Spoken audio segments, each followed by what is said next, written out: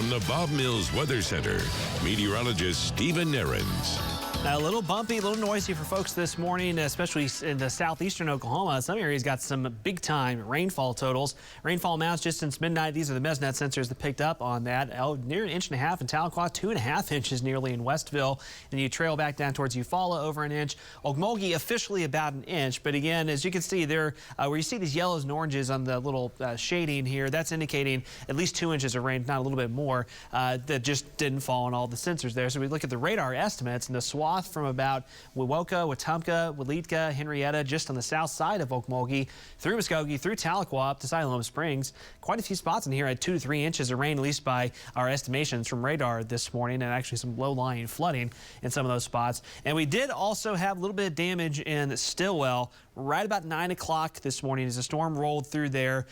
We were watching for the potential for maybe a very, very quick spin up along the line. It will still be determined if it was a quick spin up or straight line wind damage, but it was a little bit of damage in Stillwell this morning with that line. We were fortunately just on like the starting line, essentially, of this severe weather threat for today, as storms are now marching off into Arkansas. Numerous severe weather warnings, severe thunderstorm warnings already underway. Still a couple trailing showers in Sequoia and LaFleur County, but again, our severe weather threat is over. Severe storms in northeast Texas as well. And again, you can see these warnings lining up in Arkansas. This is in green. Here's a tornado watch underway, the first of what's going to be several today.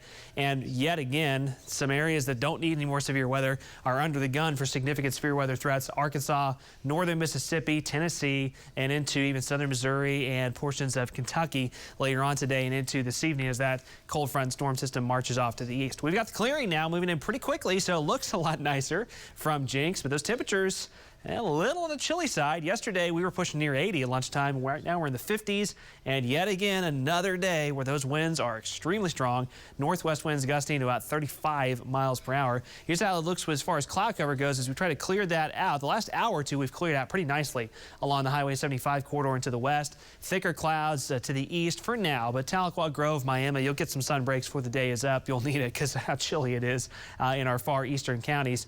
But this is kind of a chilly air mass, so even with the sunshine breaking back in, we're not going to see those temperatures rebound all that fast this afternoon. I've got Tulsa getting back to the low 60s, same to the west, and even portions of southeastern Oklahoma back towards McAllister. You'll see low 60s as well. Further to the north and east where the clouds hang on longer.